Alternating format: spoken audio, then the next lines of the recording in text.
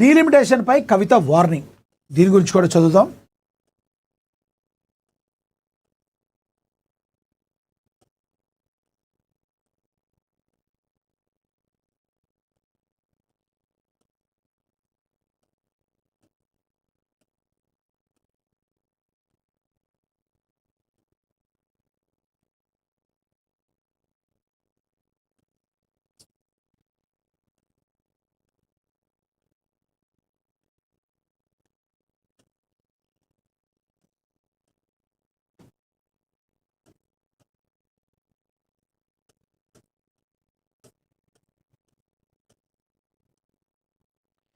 Parliament ప్రత్యేక సమావేశాల సభ ముందుకు కేంద్ర ప్రభుత్వం మహిళా రిజర్వేషన్ నియోజకవర్గాల పునర్విభజన డీలిమిటేషన్ బిల్లులను తీసుకొస్తుంది. ఈ బిల్లుపై తెలంగాణ జాగృతి అధ్యక్షురాలు కల్వకుంట్ల కవిత కేంద్ర ప్రభుత్వానికి స్పష్టమైన హెచ్చరికలు జారీ చేశారు. దేశవ్యాప్తంగా నియోజకవర్గాల సంఖ్య పెంచే ప్రక్రియలో తెలంగాణ రాజకీయం ప్రాతినిధ్యం తగ్గితే సహించేది లేదని, తెలంగాణ గొంతు నొక్కే ప్రయత్నం చేస్తే ప్రజలు రోడ్లపైకి వస్తారని ఆమె హెచ్చరించారు. ప్రస్తుతం పార్లమెంట్లో తెలంగాణ ప్రాతినిధ్యం 3.13% ఉందని, ఇది అత్యంత కనిష్ట స్థాయి అని కవిత పేర్కొన్నారు. పునర్విభజన తర్వాత కూడా పార్లమెంట్లో తెలంగాణకు కనీసం 3.13% ప్రాతినిధ్యం ఉండాలని, దీన్ని మా రాష్ట్రానికి కనిష్ట స్థాయిగా పరిగణించాలని, అంతకంటే 1% తగ్గిన తెలంగాణ ఆత్మగౌరవాన్ని దెబ్బతీసినట్లేనని స్పష్టం చేశారు. కేంద్రం ప్రతిపాదిస్తున్న 50% సీట్ల పెరుగుదలపైకి సానుకూలంగా కనిపిస్తున్నప్పటికీ ఇతర రాష్ట్రాలతో పోలిస్తే తెలంగాణకు వచ్చే సీట్ల మధ్య వ్యత్యాసం చాలా ఎక్కువగా ఉందని, ఇది ప్రాంతీయ అసమానతలకు దారితీస్తుందని కవిత తీవ్ర ఆవేదన వ్యక్తం చేయడం అయితే జరిగింది. అలాగే మహిళా రిజర్వేషన్ బిల్లును డీలిమిటేషన్తో ముడిపెట్టడంపై కవిత తీవ్ర స్థాయిలో అసహనాన్ని వ్యక్తం చేశారు. మహిళా బిల్లును డీలిమిటేషన్తో కాకుండా ఓబీసీ రిజర్వేషన్ల బిల్లుతో ముడిపెట్టాలని, 33% రిజర్వేషన్లో ఓబీసీల మహిళలకు తగిన వాటా కల్పిస్తేనే నిజమైన సామాజిక న్యాయం జరుగుతుందని కవిత అయితే డిమాండ్ చేయడం జరిగిందని ప్రచురించడం అయితే జరిగింది. మరి ఒప్పుకునే పరిస్థితి లేదు, తెలంగాణకు అన్యాయం జరుగుతుందని చెప్పి కవిత తెలిపారు.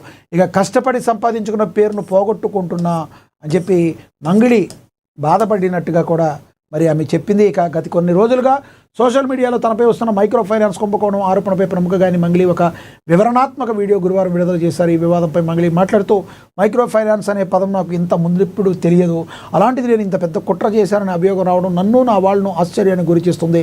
నా వృత్తి పాటలు పాడటం, కార్యక్రమాలు చేయడం మాత్రమే, అంతకుమించి నాకు ఎలాంటి వ్యాపారాలు లేవని వివరించారు. నిజానికి నేను కూడా ఒక బాధితురాలనేనని చెప్పుకొచ్చారు. ఈ స్కామ్లో డబ్బులు పోగొట్టుకుంటున్న వారు ఆర్థికంగా నష్టపోతే నేను జీవితాంతం కష్టపడి సంపాదించుకున్న పేరును పోగొట్టుకుంటున్నానని, నా ప్రతిష్టను దెబ్బతీసేందుకు కొందరు కుట్ర పన్నుతున్నానని ఆవేదన వ్యక్తం చేస్తున్నట్లుగా చెప్పుకొచ్చారు మంగిళి. అసలు మంగిళి మాటలలో వాస్తవం ఉందనుకుంటున్నారా? అసలు మంగిళి మరి నిజం చెప్తుంది అనుకుంటున్నారా? మరి మంగిళి చెప్తున్న మాటల్లో వాస్తవం ఎంత మీరేమనుకుంటున్నారో కమెంట్ బాక్స్లో కమెంట్ అయితే చేయండి. ఇక తదుపరి చూస్తే, స్టార్ హీరోయిన్ తమన్నాకు హైకోర్టులో చొక్కెదురైంది. స్టార్ హీరోయిన్ తమన్నా భాటియాకు మద్రాస్ హైకోర్టులో చొక్కెదురైంది. ప్రముఖ సబ్బుల తయారీ సంస్థ పవర్ సోప్స్పై ఆమె దాఖలు చేసిన అప్పీల్ను ₹1 కోటి నష్టపరిహారం డిమాండ్ న్యాయస్థానం గురువారం కొట్టేసింది. పవర్ సోప్స్ సంస్థ ఉత్పత్తులకు ప్రచారం కల్పించేందుకు తమన్నా అక్టోబర్ 7, 2008 ఒప్పందం కుదుర్చుకున్నారు. ఈ అగ్రిమెంట్ గడువు అక్టోబర్ 6, 2009తో ముగిసింది. అయితే ఒప్పందం గడువు తీరిపోయిన తర్వాత కూడా, ముఖ్యంగా నవంబర్ 2010, ఫిబ్రవరి 2011లో తయారైన సబ్బుల కవర్లపై ఆ సంస్థ తన ఫోటోలను అనధికారికంగా వాడుకుందని తమన్నా ఆరోపించారు. ఈ విషయంపై 2011 జనవరి, ఫిబ్రవరి నెలలో సదరు సంస్థ వారి కమ్యూనికేషన్స్ ఏజెన్సీ నోటీసులు పంపినా వారి నుంచి సరైన సమాధానం రాలేదు. దీంతో తన ఫోటోలను అనుమతి లేకుండా వాడుకున్నందుకు గాను ₹1 కోటి నష్టపరిహారం ఇప్పించాలని ఆమె కోర్టును ఆశ్రయించారు. ఈ కేసును విచారించిన సింగిల్ జడ్జ్ బెంచ్ సంస్థపై చేసిన ఆరోపణలకు సంబంధించిన తమన్నా తగిన సాక్ష్యాలు చూపించలేకపోయారని పేర్కొంటూ గతంలో పిటిషన్ను కొట్టివేయటం అయితే జరిగింది. మరి సింగిల్ జడ్జి ఇచ్చిన ఈ తీర్పును సవాల్ చేస్తూ తమన్నా డివిజన్ బెంచ్ను ఆశ్రయించారు. తాజాగా ఈ అప్పీల్ను విచారించిన justice P Velmurugan, justice K. Govindarajan తిలకవాడిలతో కూడిన ధర్మాసనం సింగిల్ జడ్జి తీర్పును సమర్థిస్తూ తమన్నా వేసిన అప్పీల్ను శాశ్వతంగా కొట్టివేయటం అయితే జరిగింది. ఇది తమన్నాకు ఇది చుక్కెదురుగానే అయితే భావించవచ్చు. బహుశా దానిలో వాస్తవం ఉండకపోయి ఉండొచ్చు. ఎందుకంటే ఆ సబ్బుల కంపెనీ ముందుగా ఆ కవర్లు ప్యాకింగ్ అన్నీ చేసుంటే దానికి సంబంధించి ఉంటుంది. ఏమాత్రం సాక్ష్యాలు ఉన్నా కూడా తమన్నాకి వ్యతిరేకంగా తీర్పు వచ్చేది కాదు. న్యాయ వ్యవస్థపై చట్ట వ్యవస్థపై ఇప్పటికీ గౌరవం ఉంచాల్సిన బాధ్యత నార్మల్ జనాలతో పాటు సినీ సెలబ్రిటీలకు కూడా ఉంది. ఇది అందరం కూడా గుర్తుంచుకోవాల్సిన పరిస్థితి మనకి ఉంది. ఇక అదేవిధంగా చూసుకుంటే, పునర్విభజనపై అనుమాన మేఘాలు బిల్లు ప్రవేశపెట్టిన వెంటనే విపక్షాలు తమ నిరసన గణాన్ని విప్పాయి. ముఖ్యంగా కాంగ్రెస్ పార్టీ సీనియర్ నాయకుడు కేసీ వేణుగోపాల్ ఈ బిల్లు నియోజకవర్గాల పునర్విభజన నిబంధనను తీవ్రంగా ఆక్షేపించారు. మహిళా రిజర్వేషన్లు ఇవ్వాలని చిత్తశుద్ధి ఉంటే దానికి తక్షణమే అమలు చేయాలి తప్ప పునర్విభజనతో ముడిపెట్టడం వెనుక ప్రభుత్వానికి దురుద్దేశాలున్నాయని ఆయన ఆరోపించడం జరిగింది. దక్షిణాది భారత రాష్ట్రాలకు అన్యాయం జరిగే అవకాశం ఉన్న డీలిమిటేషన్ ప్రక్రియను ఈ బిల్లులో చేర్చడాన్ని ఆయన తప్పుపట్టారు.